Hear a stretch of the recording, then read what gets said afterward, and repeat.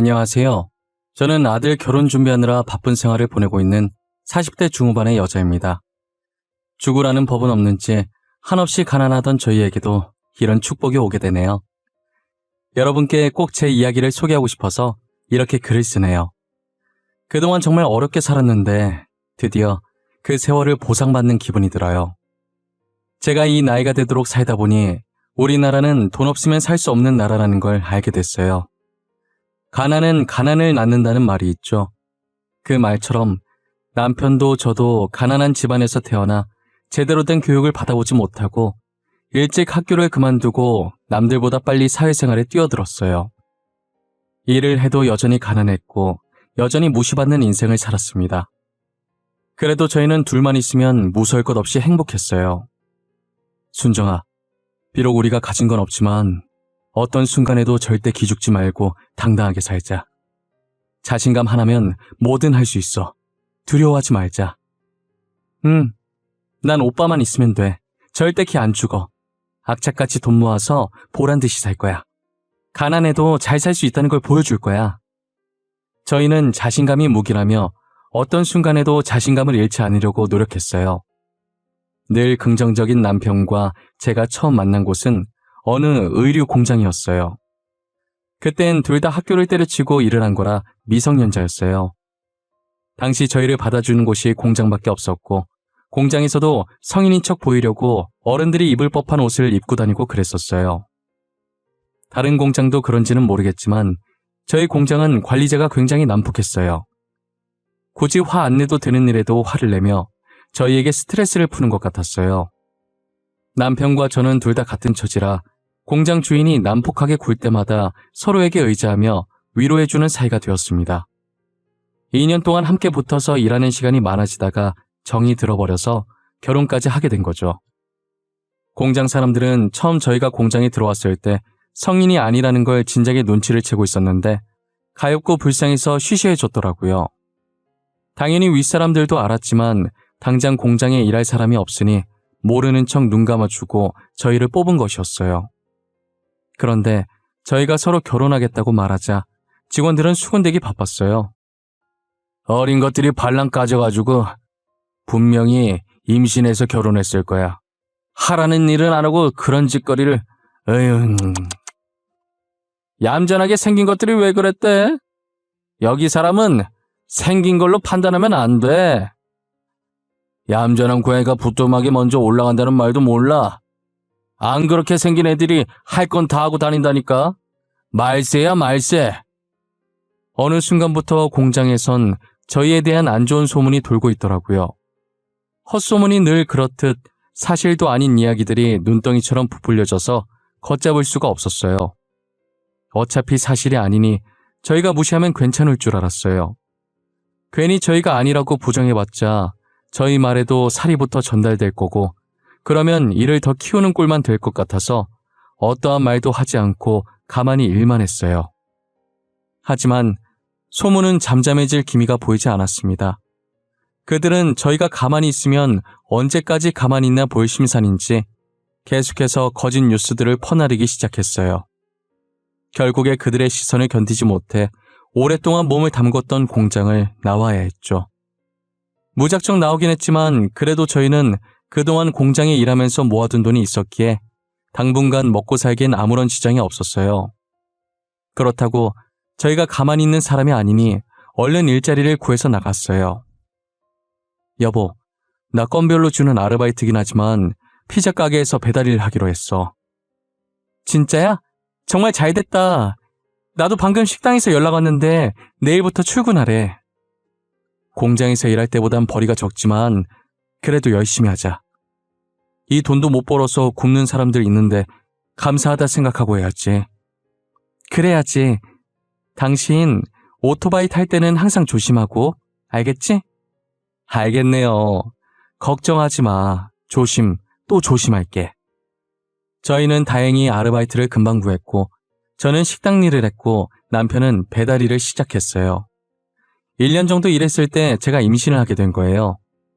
남편은 임신했다는 말에 저보고 쉬라고 했지만 제가 쉬면 생활비가 확 줄어서 만삭 때까지 일하겠다고 고집을 부렸어요. 제 고집을 꺾을 수 없었던 남편은 할 수 없이 그렇게 하라고 하더라고요. 그래도 식당 사장님이 되게 좋으신 분이라 만삭인 몸으로 일해도 힘들지 않았어요. 출산 코앞에 두고 몸조리 할 때까지만 일을 쉬겠다고 하기엔 염치가 없어서 아예 그만두려고 하니 사장님은 출산하고 오라고 제 자리는 비워두시겠다고 하시더라고요. 저는 사장님의 배려로 잠시 일을 쉬고 아들을 낳았어요. 이제 2사람이 아닌 3사람이 되어 아들에게도 들어갈 돈이 있기에 몸조리 끝나자마자 더 열심히 일을 했어요.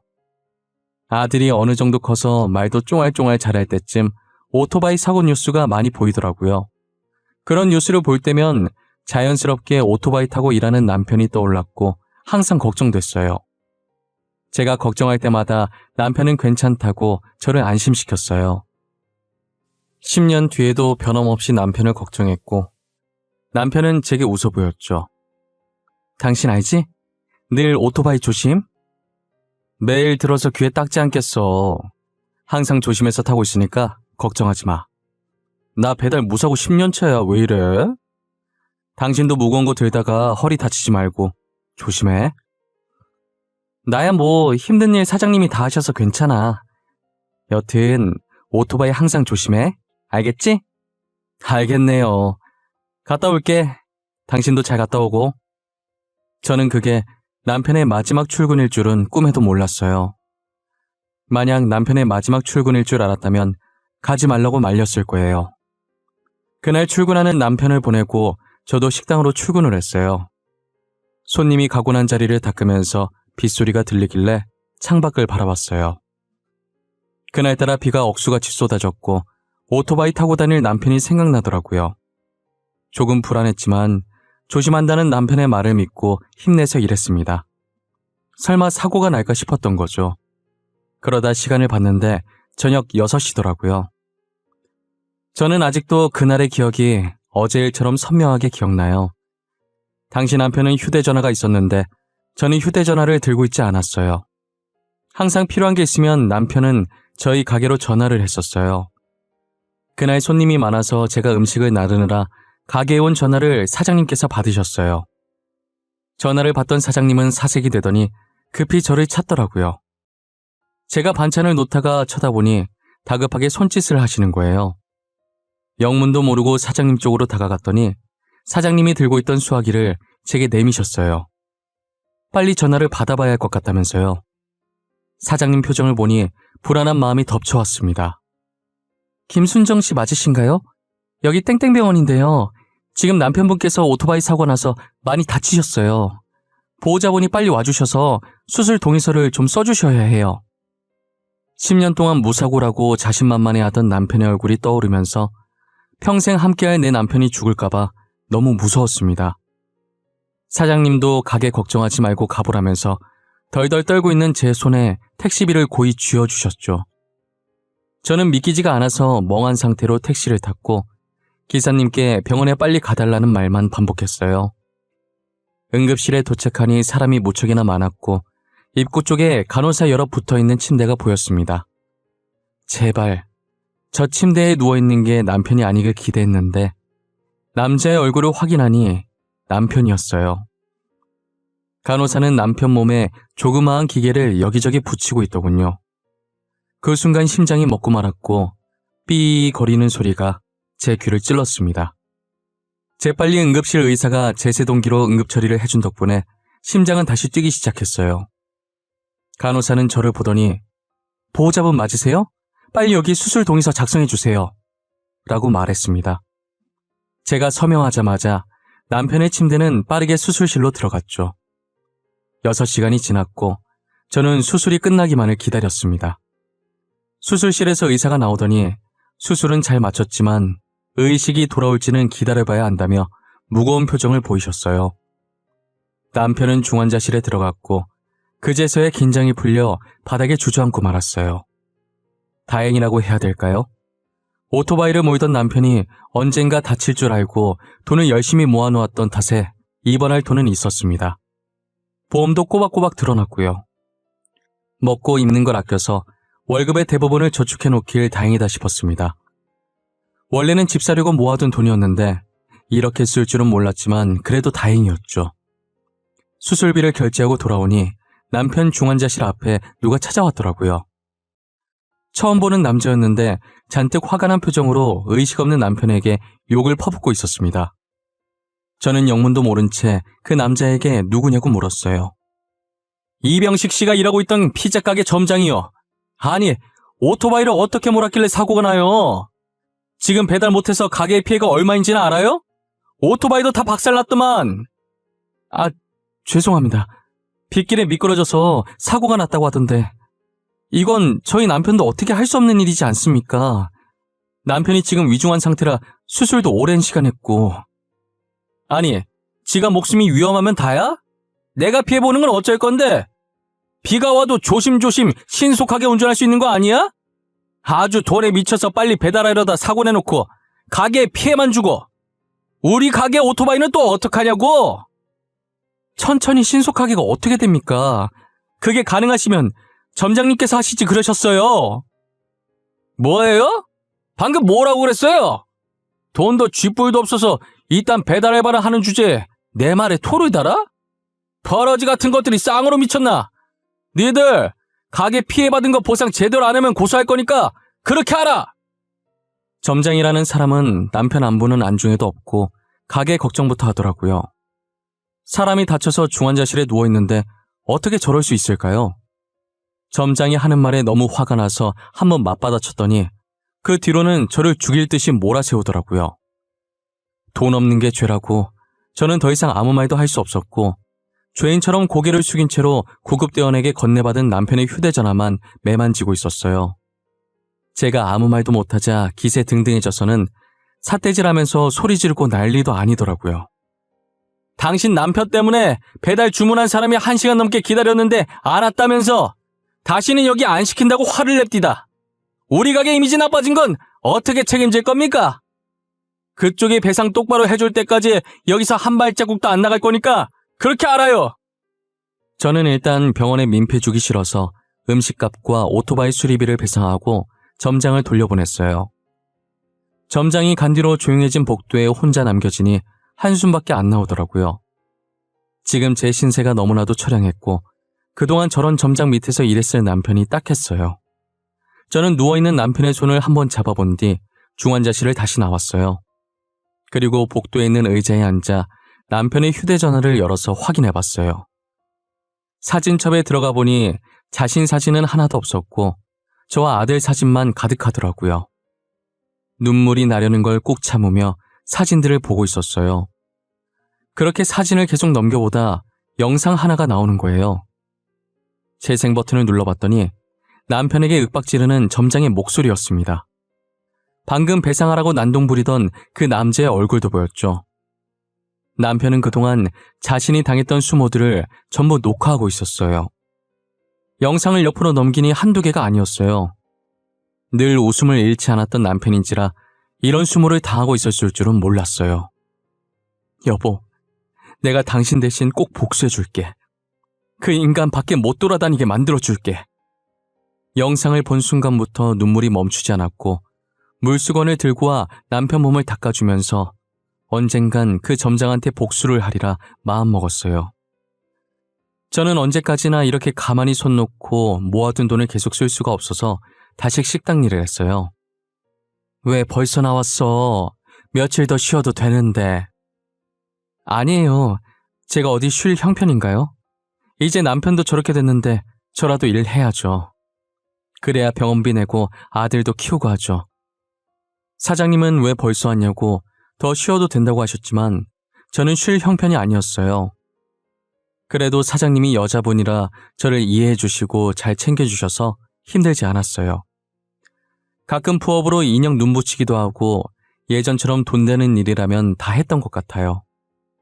그렇게 바쁜 하루하루를 보내니 금방 한 달이 지나갔고 식당에서 월급을 받는 날이 돌아온 거예요. 집으로 돌아와 받은 월급을 확인해 보니 평소 받던 월급보다 3배 많이 들어있더라고요. 저는 사장님이 잘못 넣으신 건가 싶어서 다음날 출근할 때 돈을 그대로 다시 들고 갔어요. 사장님, 어제 월급을 받았는데 사장님께서 잘못 주신 것 같아서요. 잘못 준 거 아닌데 순정 씨 월급 맞아. 얼마 안 되는 돈이긴 한데 남편 병원비에 보태. 사장님, 제가 어떻게 이 돈을 받아요? 일 열심히 하는 직원한테 사장이 주는 보너스라고 생각해. 이것밖에 못 해줘서 너무 미안해. 혹시라도 도움 필요하면 언제든지 말하고. 사장님은 평소에도 일 잘하고 성실하다며 저를 많이 아끼셨어요. 10년 넘게 일하면서 아파도 아픈 내색 안 하고 하루도 쉰 적이 없었거든요. 제가 계속 고마워하자 그렇게 고마우면 앞으로도 계속 자기랑 같이 일해달라고 부탁하셨어요. 저는 그 부탁이면 100번이고 들어줄 수 있다고 죽는 그날까지 사장님과 같이 일하겠다고 했어요. 그러다 한 번은 사장님께서 저를 따로 부르시는 거예요. 제게 할 말이 있다면서 부르시더니 다른 일자리를 추천해 주시더라고요. 순정 씨, 식당 일 말고 다른 일 안 해볼래? 여기보다 월급도 많고 하는 일도 별로 없어. 뭐 하는 곳이길래 하는 일도 없는데 여기보다 월급이 많아요? 우리 남편이 회사를 하나 운영하고 있거든.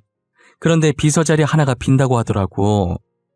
가서 딱히 할 일은 없고 그냥 남편 스케줄 체크해주고 오전에 커피 한 잔만 타주면 돼. 저는 비서 일을 해본 적이 없는데 제가 잘할 수 있을까요? 그럼 원래 남편이 혼자서 스케줄 다 챙겼었는데 회사가 커지다 보니까 이제 혼자 하는 건 힘든가 보더라고. 진짜 간단한 일이야. 편하게 돈 벌 수 있는 기회라니까. 사장님 감사합니다. 꼭 연락드려서 해볼게요. 마땅히 하는 일도 없이 월급이 식당 일했던 것보다 많다는데 굳이 마다할 이유가 없었어요. 저는 그렇게 사장님의 남편 회사에서 일을 하기 시작했어요. 지금 다니는 회사 대표님도 부부 아니랄까봐 식당 사장님처럼 다정하시고 저를 잘 챙겨주시더라고요. 순정씨, 첫 출근인데 힘들진 않았어요? 아직은 뭐가 뭔지 잘 모르겠죠? 걱정해 주셔서 감사해요. 제가 빨리 배워서 회사에 도움이 되어야 될 텐데. 직원분들도 다 착하셔서 적응 빨리 할 수 있을 것 같아요. 다행이네요. 안 그래도 저희 집사람이 순정씨 걱정 많이 하더라고요. 원래 비서 굳이 필요 없는데 집사람이 하도 부탁을 해서 순정씨 비서를 입사시킨 거거든요. 아, 사장님이요? 그러셨구나. 전혀 몰랐어요. 아참, 이거 집사람이 말하지 말라고 했는데 우리 집사람한테는 모르는 척 하세요. 제가 말했다는 거 알면 우리 마누라 또 난리 납니다. 오늘 너무 수고하셨고 저희는 내일 또 봅시다. 알고 보니 비서 자리 굳이 필요 없는 것이었는데 식당 사장님께서 부탁해서 만든 자리였어요. 저를 신경 써주신 식당 사장님도 사장님 부탁 흔쾌히 들어주신 대표님도 너무 감사했어요. 언제가 됐든 기회가 된다면 이 은혜를 꼭 갚아야겠다는 생각을 하면서 일해왔습니다. 대표님 비서로 일한 지도 4개월 정도 지났을 때 퇴근을 하고 여느 때처럼 식당으로 향했어요. 제가 퇴근하고 별일 없으면 종종 식당에 가서 사장님을 도와주곤 했거든요. 그날도 평소처럼 식당 문을 열고 들어갔는데 사장님이 보이질 않는 거예요. 잠시 화장실이라도 갔나 싶어서 행주를 찾으러 주방 쪽으로 들어왔는데 주방 바닥에 사장님이 쓰러져 계시더라고요. 저는 급하게 구급차를 불러서 사장님을 병원으로 모시고 갔어요. 다행히 제가 빨리 발견했는지 골든타임 안에 응급실에 도착했어요. 저희 사장님 좀 살려주세요. 도대체 왜 쓰러지신 거예요? 깨어나시긴 하는 거죠? 네, 선생님. 일단 진정하시고요. 저혈압으로 잠시 기절하신 것 같아요. 그래도 빨리 발견하셔서 다행이에요. 조금이라도 늦게 발견했으면 진짜 큰일 날 뻔했어요. 생명의 은인이세요. 사장님이 갑자기 쓰러지신 건 기립성 저혈압 때문이었고 제가 조금만 늦게 발견했으면 심장에 무리가 가서 사망했을 수도 있다고 하셨어요. 뒤늦게 제 전화를 받고 온 대표님은 저를 보자마자 고맙다고 연신 고개를 숙였어요. 너무 고마워요, 순정씨. 순정씨 없었으면 진짜 어쩔 뻔했어요. 우리 아내가 한 번씩 어지럽다고 한 걸 내가 귀담아 들었어야 했는데 너무 안일했네요, 제가. 아니에요. 그래도 제가 가게 들릴 때라서 사장님이 운이 좋으셨어요. 그동안 두 분이 제게 얼마나 잘해주셨는데요. 저도 도움이 되어드리고 싶었는데 이렇게 될 줄은 몰랐네요. 오히려 제가 두 분께 은혜를 갚는 거예요. 저는 정말 바라는 거 없어요. 순정씨, 그래도 이건 그냥 넘어갈 수가 없어요. 언제든 저희가 은혜를 꼭 갚을 수 있게 해주세요. 저는 괜히 민망해서 머리만 긁고 있다가 이제야 주변을 둘러봤는데 정말 공교롭게 사장님이 온 병원이 알고 보니 저희 남편이 있는 병원인 거예요. 그래서 기왕 온 김에 남편 병실에도 잠시 들리게 됐어요. 여전히 남편은 잠을 자듯 평온한 표정으로 누워있더라고요. 남편 몸을 물수건으로 닦아주려고 다가가는데 손가락이 살짝 떨리는 걸 봤고 급하게 간호사를 부르러 뛰쳐나갔어요. 간호사를 데리고 오니 남편이 서서히 눈을 뜨더라고요. 의사는 남편 눈에 불빛을 비춰보며 확인을 하더니 의식이 돌아온 것 같다고 하셨죠. 쓰러진 지 8개월 만에 남편이 의식을 되찾았습니다. 다행이에요. 의식이 돌아왔고 수치도 모두 정상입니다.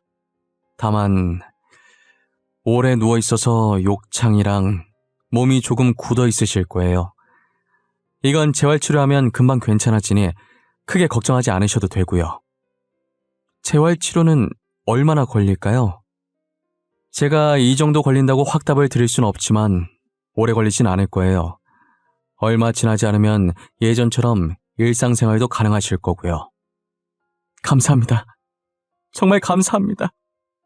비록 남편이 바로 일어나서 일상생활을 할 수는 없었지만 살아있는 것만으로도 너무 감사했어요. 저는 일을 다니면서 남편 병간호를 했고 남편도 재활치료를 열심히 받았어요. 남편이랑 같이 있으면서 그동안 못다한 이야기를 했어요. 나 당신이 이대로 떠날까봐 얼마나 걱정했는지 알아? 미안해. 나도 조심한다고 했는데 비가 너무 많이 와서 오토바이 바퀴가 미끌리고 말았어. 그래도 이렇게 깨어나줘서 고마워. 그리고 당신 점장이라는 사람 진짜 못됐더라. 당신 아파서 누워있는데 찾아와서 음식값이랑 오토바이 배상하라더라. 나는 기대도 안 했어. 원래도 그런 사람이라. 나 진짜 돈 열심히 벌 거야. 돈 벌어서 내가 그 점정놈 당신 대신 복수해 줄 거야. 나는 계속 당신 고생만 시키네. 진짜 너무 미안해. 남편은 고생만 시켜서 미안하다면서 눈물을 보였어요. 그런 남편의 등을 토닥거리며 괜찮다고 다시 일어날 생각만 하라고 다독였어요.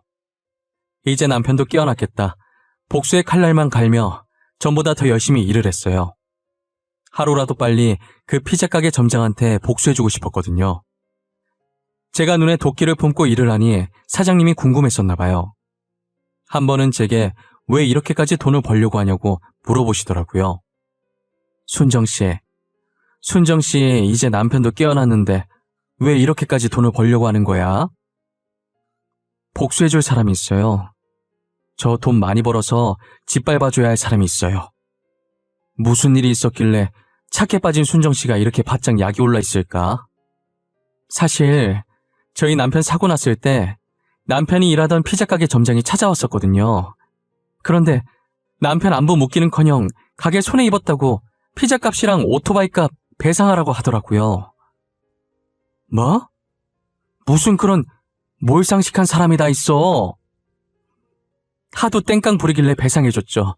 그런데 생각하면 할수록 너무 괘씸한 거예요.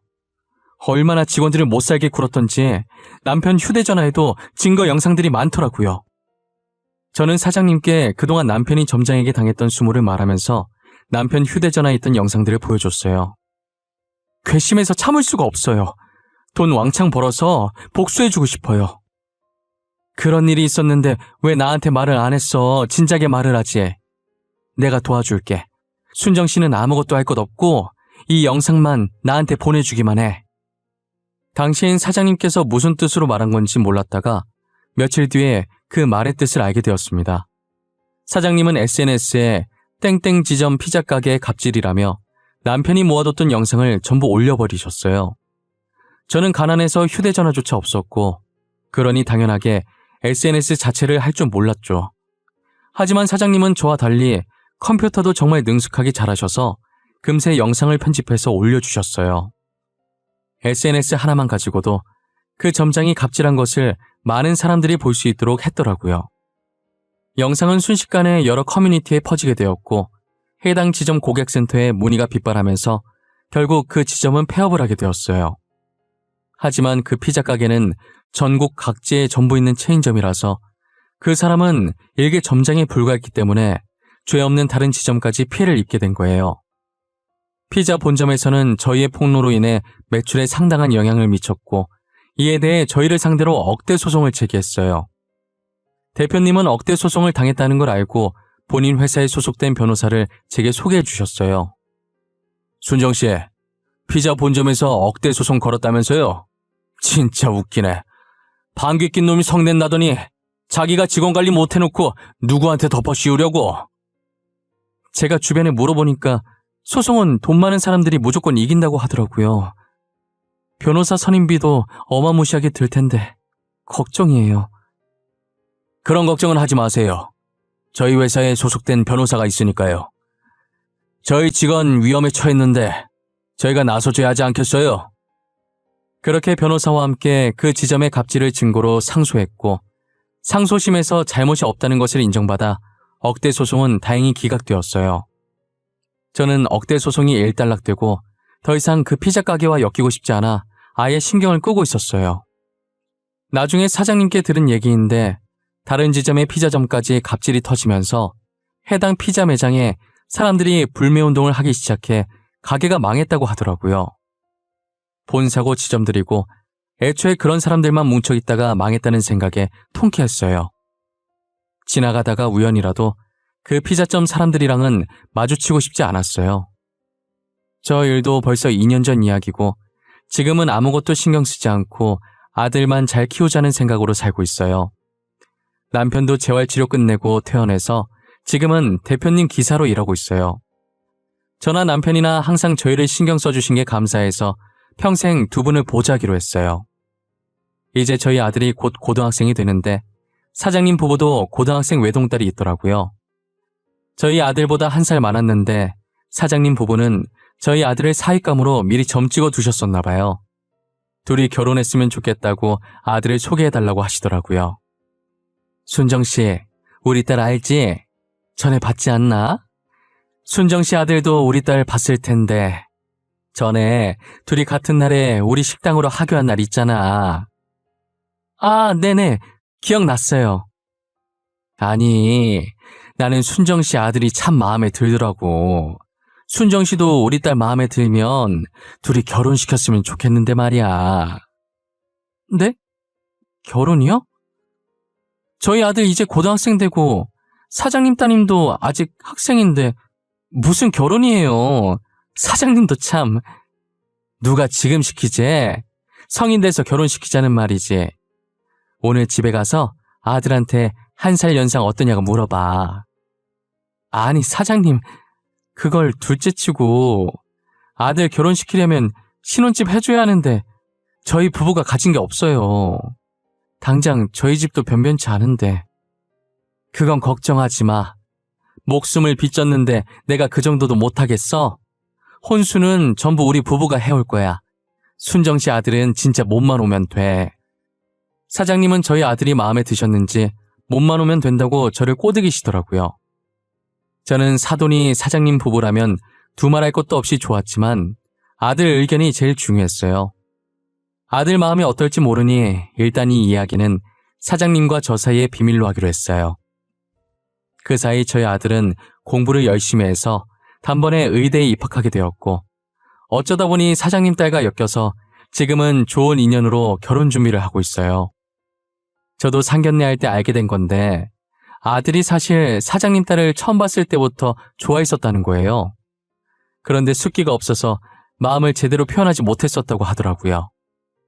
반면 사장님 딸도 저희 아들을 마음에 들어했고 저희 아들과는 반대로 뭐든 적극적으로 하는 성격이라 사장님 딸이 먼저 대시를 했다고 들었어요. 만나게 될 인연은 다 만나게 된다고 고등학생 이후로 마주친 적 없다가 꽈팅을 통해서 다시 만나게 됐대요. 둘 다 꽈팅에 관심 없었는데 이상하게 그날따라 가고 싶어서 나갔다가 마주친 거죠. 저희 아들은 이제 본과생 2학년이고 사장님 딸은 올해 초에 졸업해서 직장을 다니고 있어요. 아직 저희 아들이 학생이라 결혼은 이른 것 같았는데 어차피 둘이 결혼시킬 거 아니냐고 나중에 하나 지금 하나 똑같다길래 이번 연도 끝나기 전에 결혼식을 추진하기로 했어요. 요즘은 아들 결혼 준비하면서 정말 행복한 하루하루를 보내고 있어요. 이미 지난 날은 다 잊고 앞으로 있을 행복한 일들만 생각하고 살려고요.